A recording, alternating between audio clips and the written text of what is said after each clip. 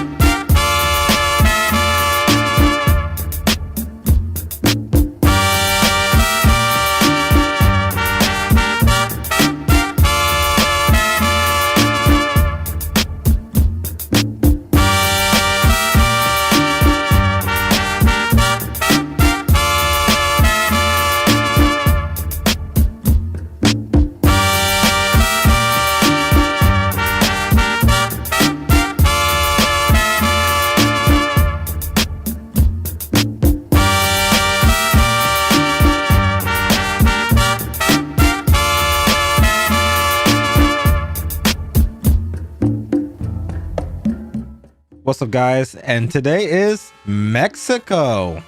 So far, as you guys been seeing, I've been doing it in order, but maybe one of these days I might switch it up purposely. Day 1 was Puerto Rico, day 2 was Cuba, now day 3 is Mexico.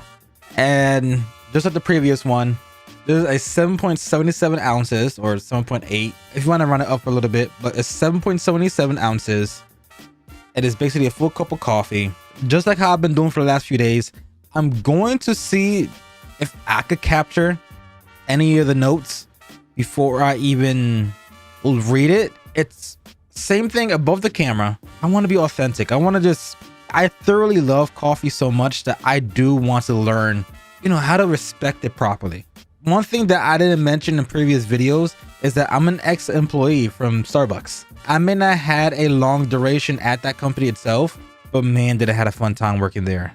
It was a short and sweet part of my life that I enjoyed, but I learned a lot about coffee. I learned about the body. I learned about coffee and, some of the terms as in the body, the heart. And I believe there was a third part that I gotta verify. Yeah, I think I mentioned it in Puerto Rico. For this bad boy, since it is a cup of coffee and you guys can't really see it in your point of view, there is a body to this cup, and there's 3 parts to an espresso, or there's 3 parts into a coffee. You have the heart, the body, and the crema or cream. Where you see the arrows is basically the breakdown of a cup of coffee, espresso, coffee, and all that kind of sorts. If you are trying to enjoy it, it is true nature, which is black. Now that I broke down the coffee and I kind of gave you guys a bit more of information about my background, let's give Mexico a try. So far, I can tell just by the smell.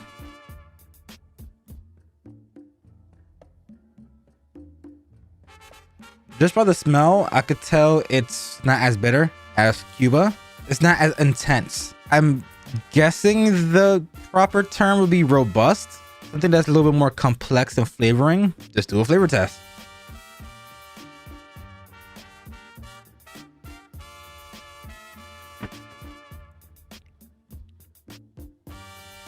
Definitely different than the previous one.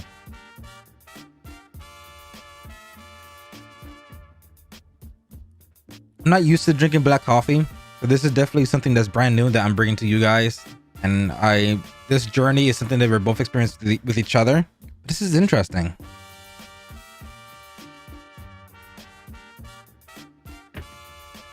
It's not as bitter It has a little bit more stronger taste to it.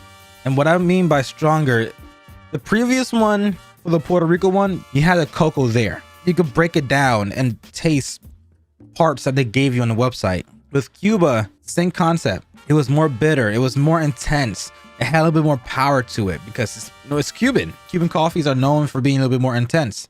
It may not show the flavor, but it was just a overall bolded, intense coffee that tasted phenomenal.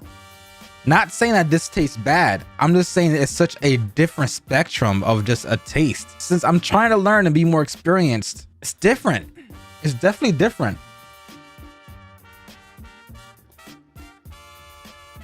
Like for me, I'm not picking up on anything. There's more complexity to it. So I'm just gonna save y'all the time, and I'm gonna save myself the time. I'm just gonna read what this coffee is all about. I have Mexico up on my left monitor. I'm on left monitor. So let's just go ahead and read it because I'm perplexed. So taste. You do a double take when you learn Masa origin Mexico with double wash Robusta contains Robusta. Okay.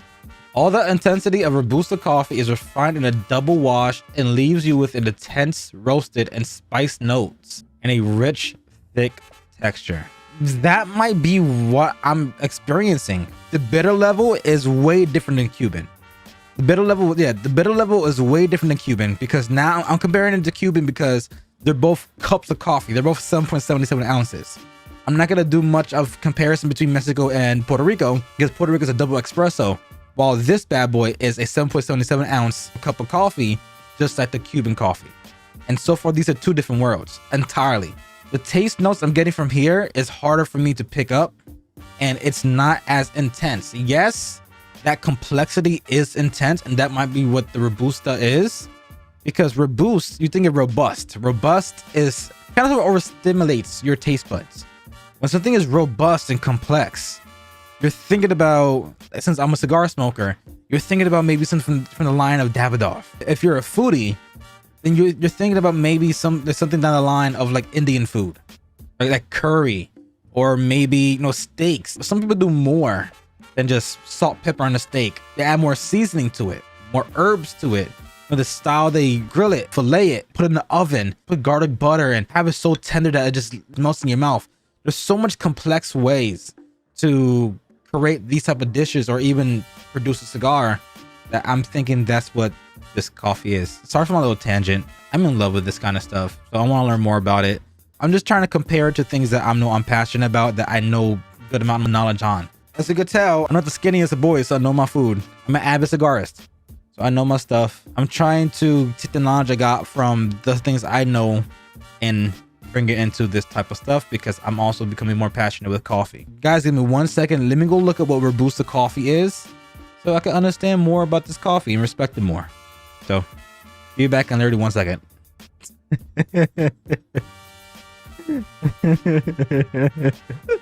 I'm sorry. I'm reading the 12 differences between Robusta and Arabica, however you pronounce it.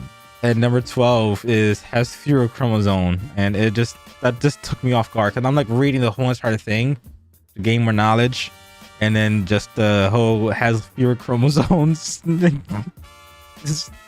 just took me off guard. I get the understanding with Robusta.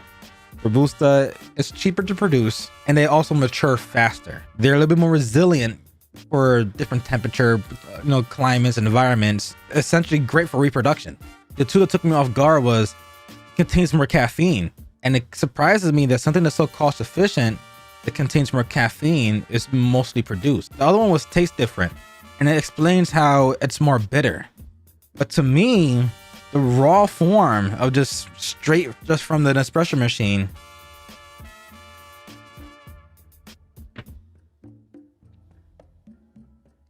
is not as bitter as the Cuban. The Cuban had more of an intense boldness, so maybe that might be the case. Maybe this is more bitter, but I might be confusing boldness and intensity with bitterness.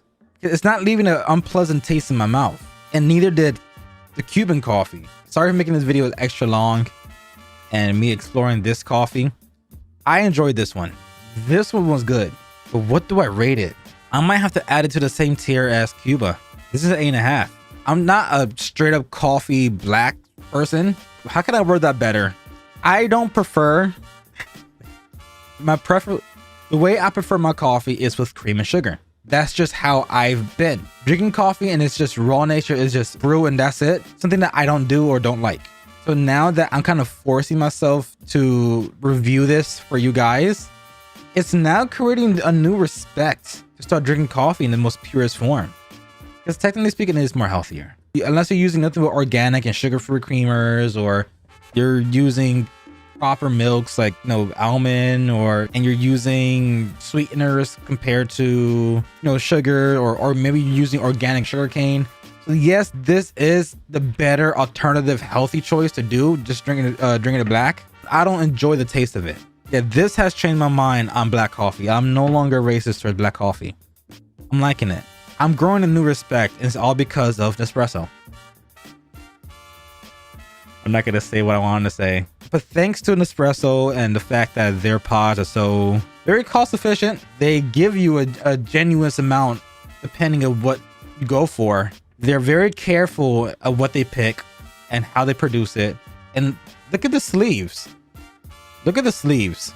Look how they produce it. Like, it's tells you all the information you need here. Caffeine levels, name of it, what type of ounces of regular espresso, fruity, mild, fruity, mild. So I kind of ruined it for myself. You see everything. They're very thoughtful how they package their stuff and how they present their stuff as a company. So thank you, Nespresso, for amazing products. You have 6 more days of 6 more countries of 6 more mass origins to go through. So see you guys on the next episode. This is 8.5 out of 10. Love your faces, and I'm out. Peace.